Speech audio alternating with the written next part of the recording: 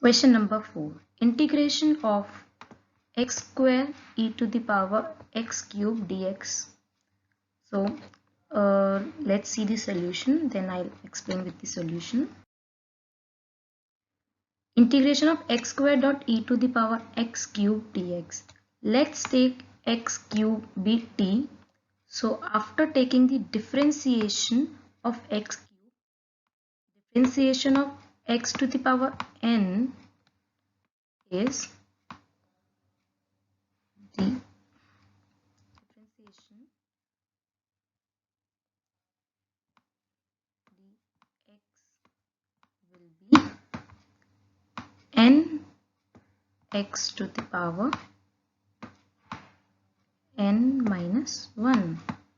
So with this, x cube will be 3x x to the power 3 minus 1, that is 2. 2 dot dx is equals to dt.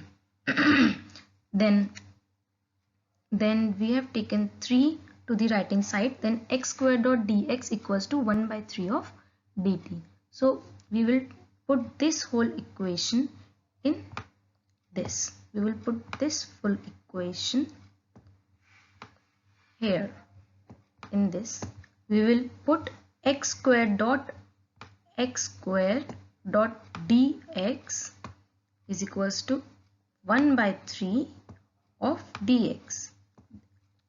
1 by 3 is a constant and it has no integration, so it has taken out, and rest is integration of e to the power x cube, and x cube was t, so x cube, so e to the power t.